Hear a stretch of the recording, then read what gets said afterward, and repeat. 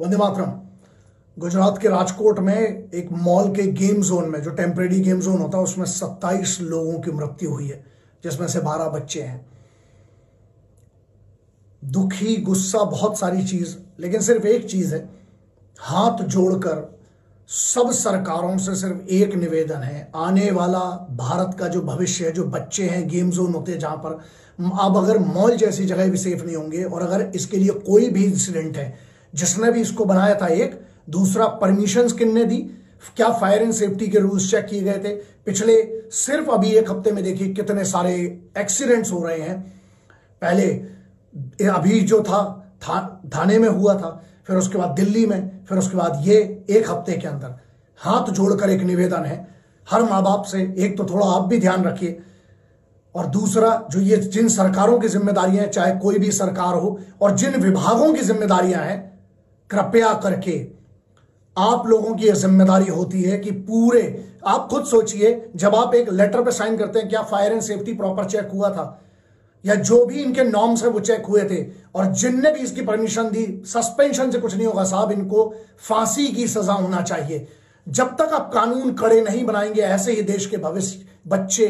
अगर इनकी ये मृत्यु नहीं है, ये हत्या है ये, और कौन जिम्मेदार है इसका, अब आपको निर्णय लेना चाहिए सरकारों से। सबसे मैं इसीलिए कह रहा हूं, कृपया करके,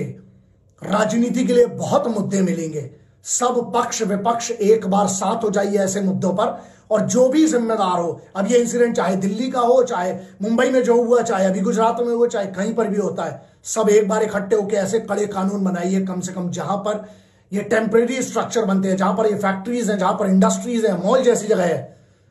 यार, जब तक आप कड़े कानून में ऐसे लोगों को जो दोषी हैं फांसी पर नहीं चढ़ाएंगे, तब तक ये लापरवाही। हमारे देश में ध्यान रखिए, जिंदगी की कीमत सबसे पहले लगाना पड़ेगी। अगर जिंदगी सस्ती हो गई तो फिर देश किसके लिए और किसका।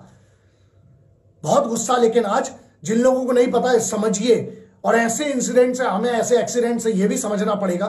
कि हमें किन किन सुरक्षा के मापदंडों के लिए अपनी आवाज उठाना जरूरी है। यहां मुद्दा यह नहीं करता कि कोई मेरे जानने वाला था कि नहीं, हर हिंदुस्तानी जिसकी मृत्यु ने जिसकी हत्या हो रही है, कहीं ना कहीं मैं भी उसका जिम्मेदार हूं। शायद मैं उस स्तर पर अपनी आवाज नहीं पहुंचा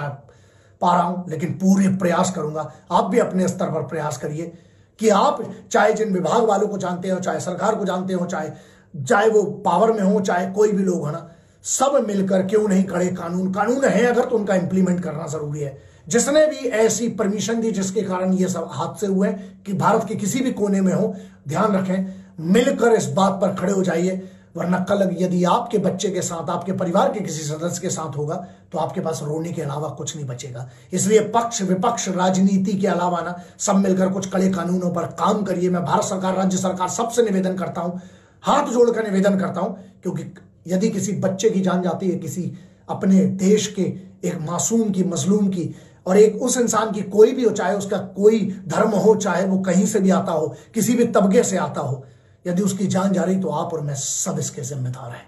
सोचिएगा इस पर जरूर।